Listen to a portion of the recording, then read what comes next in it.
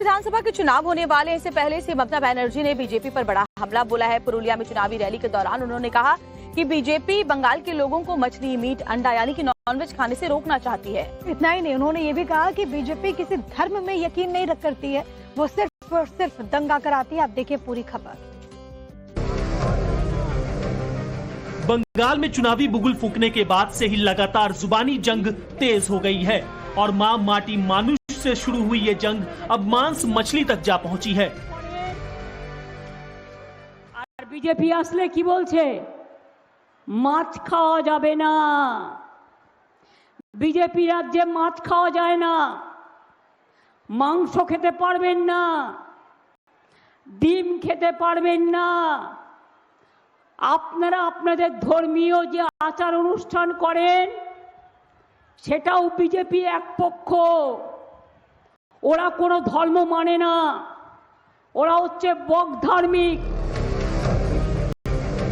दरअसल पश्चिम बंगाल के पुरुलिया में जनसभा को संबोधित करते हुए सीएम ममता बनर्जी बीजेपी पर हमलावर रही और इस दौरान उन्होंने कहा कि बीजेपी आई तो मांस मछली खाने पर रोक लगा देगी।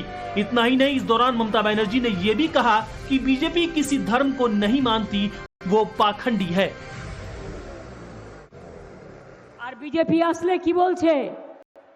মাছ খাওয়া যাবে না, বিজেপি রাজ্যে মাছ খাওয়া যায় না, মাংস খেতে পারবেন না, ডিম খেতে পারবেন না।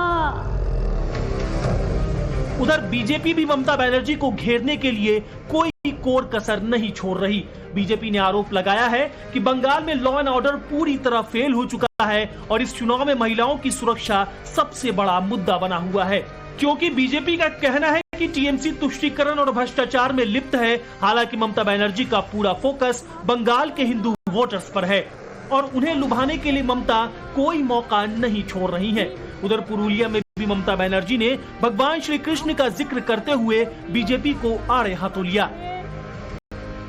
শ্রীকৃষ্ণ বলেছিলেন ধর্ম মানে হচ্ছে মানবিকতা, কর্ম হচ্ছে ধর্ম, ধর্মের আরেক নাম কর্ম, ভালো কাজ করা। আর ওরা দাঙ্গা করে, কি করে? দাঙ্গা করে।